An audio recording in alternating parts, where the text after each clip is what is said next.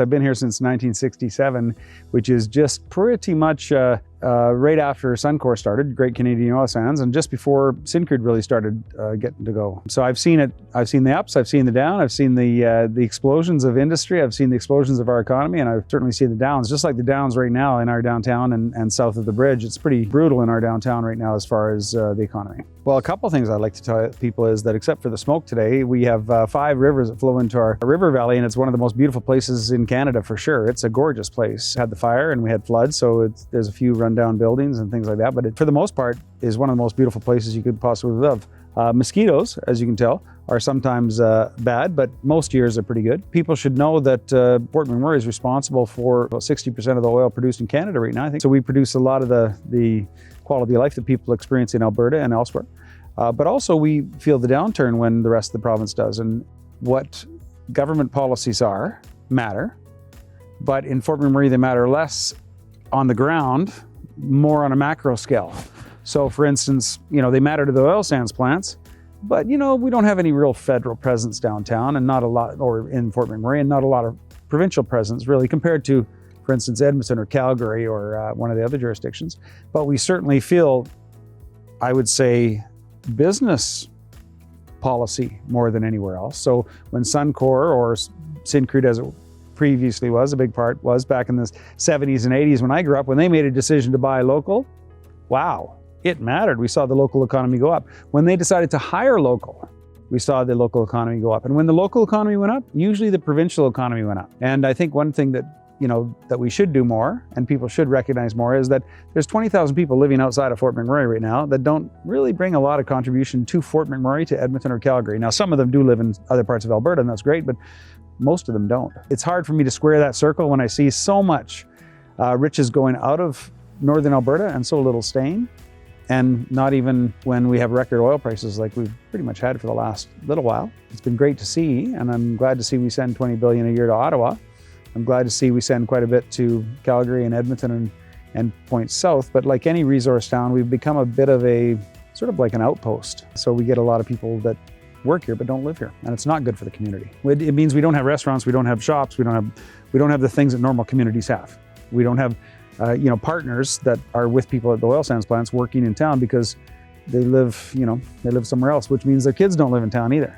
I say let's build communities. I'm not saying let's favor Fort McMurray over Calgary. I'm saying Calgary has over 30% occupancy on their downtown buildings. I'm saying let's build Calgary as well. Let's make our communities like Calgary and Edmonton and Fort McMurray and Grand Prairie and Medicine Hat and Lloydminster and Cold Lake incredible cities.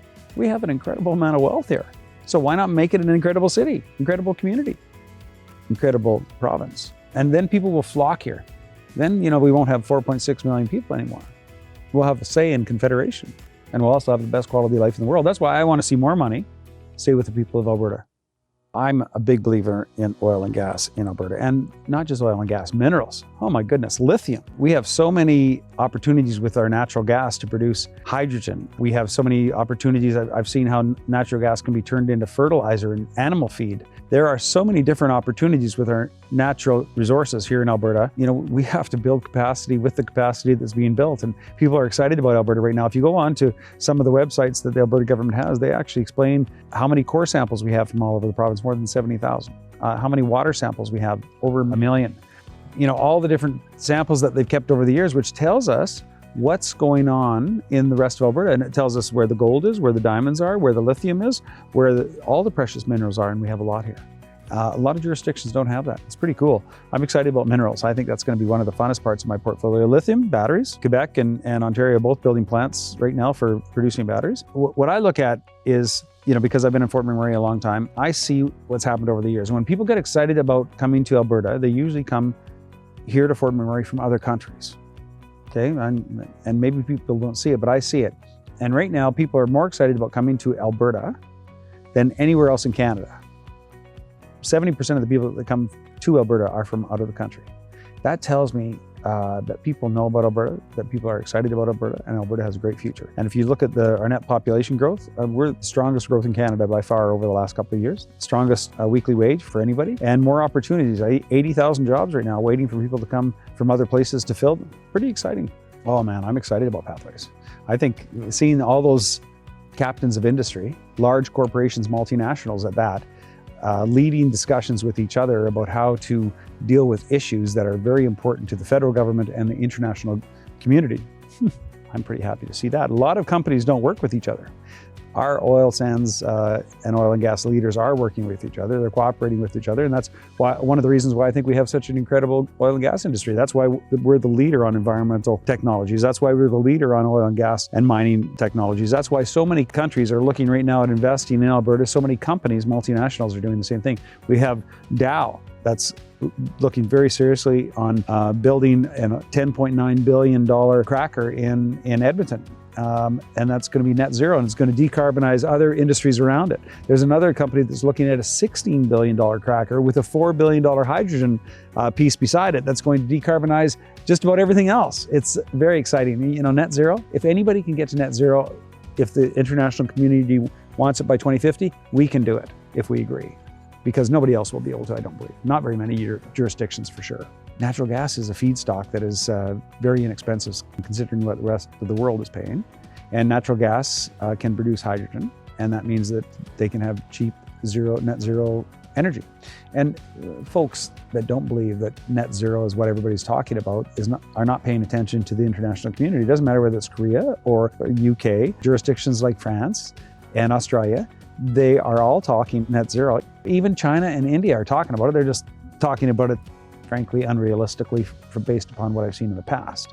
That doesn't mean they can't do it in the future, and I'd be optimistic, but I'd be cautiously optimistic. Now, can we do it? Well, if we set our mind to it, we can. Some things are impossible, though, and the federal government's saying 2035 for instance, net zero. That's just not possible. And if the international community have said we don't have to do it, we're not going to do it. I'm hoping that what we can do is do what we're best at, which is technology. And we can send our technology to the rest of the world. And under Article 6 of the Paris Agreement, we can decarbonize their industries and get credit for it here. And I think that that's what we need to do. I'm working on that right now with the Premier and with others to find out how we can do that. And that's exciting because we do have the best technologies. And we're so green now, we send those technologies over to China for their coal plants. By the way, they build 2 a week. It doesn't make sense. But what we can do and what we have to do is make sure that we take advantage of everything we possibly can to follow the law and the rule of law. We have to do that. We've got a constitution, but to make sure that the federal government does too. And that's part of my job, and I'm excited about it because, as a past lawyer and constitutional guy and somebody that fought in the courts here in Alberta, I've seen a couple of them. I think we've got a very good position, and I think Alberta's going to do very good in confederation in the coming years. Not just the economy, but also the rights of Albertans, because Alberta isn't for Alberta. Alberta is for Albertans. And people need to remember that. This place is for us. We're Albertans and all the rest of Albertans. The resources belong to us, the rivers, the oil and gas, the great cities, and we can make this the most livable place in the world. Not just Calgary, which is in the top 10 every year, it seems, and it's a great city. And Edmonton's a great city too, but every city, even rural Alberta, and the towns and areas there, I really believe the streets should be paved with something. Maybe not gold, but maybe lithium, I don't know. It's something that's got a precious metal in it because we work hard. And I think we deserve the best quality of life in the world, best healthcare. And we're working on that too, but it's taking some time. Nobody pushes me around or tells me which way with the Constitution or with contracts, with insurance law, with all those things that are so important to people. When you have problems, who do you go to? Go to a lawyer, solve your problems. Sometimes you go to a business person to get trained. I've got those skill sets and I'm putting them to work every single day, every single hour I can for the people of Alberta. My job is to promote Alberta's energy industry, to streamline the regulations and make them more effective for industry and make sure that we comply with international obligations federally, and we comply by way of negotiation and by way of understanding the Constitution. Those are my jobs. I think we have the best energy industry in the world. I don't think we have to be ashamed of what we do. I'm certainly not. I think we do great things for the world. I'm hoping that what people can see is what we actually do for Canada and the world from here, but also how we can, work together with other levels of government to make Canada a better place. How do we put a corridor across northern BC, enrich all the Indigenous folks that are there, enrich all of the other folks that are there, and make it a permanent solution so that more money stays in Alberta, but that we get this great resources, including hydrogen, including ammonia, including lithium, including oil, including gas, including all these other things, and we produce it here, we upgrade it here, we add value here, and we ship it out to the coast. Well, we can't do that right now very effectively, and that's why we Canadians are losing like 20% on our oil. Like, it's just crazy. We don't have enough distribution, and people are complaining about the stuff we do have, even though it's the cleanest, most ethical oil in the world.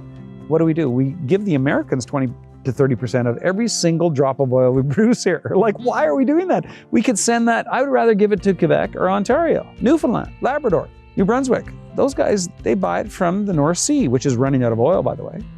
They buy it from Venezuela sometimes. Like, what the heck? Like, they buy it from the Middle East, a little portion from time to time. Like, why wouldn't they buy our oil? They get some of the money anyways. Can you imagine if we got 20 to 30% more on our oil? Wow, that's like $10 billion last year. We would have got extra. How do we do that as a country? Federal, provincial, Indigenous, municipal. Let's work together. Let's add value to our families. Quality of life to our lives, our future. I'm excited about that, and I think I can do it. I love finding ways forward for people to have a better quality of life. I love that. Why are people flying in and flying out of this community? Coming from other provinces. Oh, we don't have enough people. Well, why don't they move here? Because if they move here, the people are going to have a better quality of life and want to move here. Oh, but they're not trained. Well, then you better train them. Or tell the government how to train them, and we will. But you shouldn't be flying people in and out from different parts of Canada that don't pay taxes here, that add no value to the economy here, that, as a past lawyer in this community, I can tell you bring negative value to the community. And I'm talking the people that live here and have lived here for generations. This is not just a town built on a work camp. It's a town that has citizens in it that want to live here. Ooh, I came from a big family. My mom and dad they loved the outdoors, and they were serial entrepreneurs. They owned a lot of businesses, newspaper, retail stores, manufacturing. That's where I got my entrepreneurial spirit from. I've owned lots of businesses, construction and retail and service businesses, and family was sort of built on that. From the time of probably 4 or 5, I had a job. I delivered newspapers. I was a janitor. I did all sorts of things like that. And all my brothers did too. We had, my whole family worked in our businesses, and that's how I grew up. So after school, I worked most of the time. But I enjoyed it, and I learned a lot. I learned a lot about business.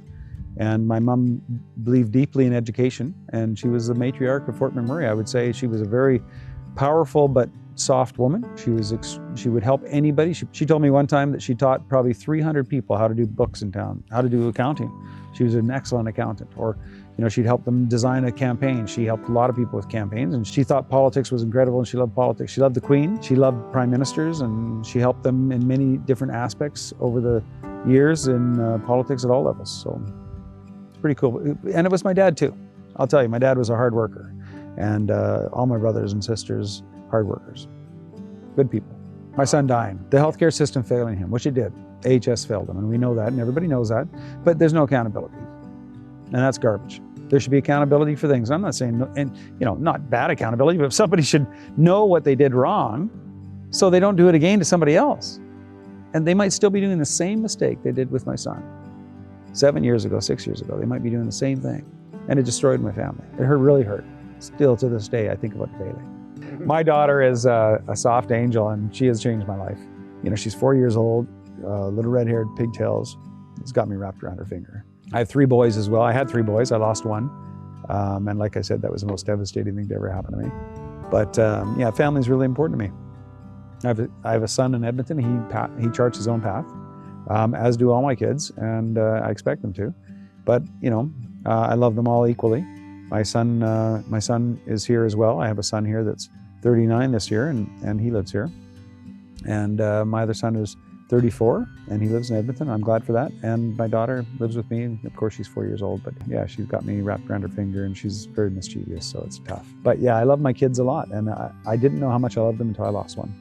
I have some people in my life that are amazing, and if I didn't have those people in my life, I couldn't do what I do.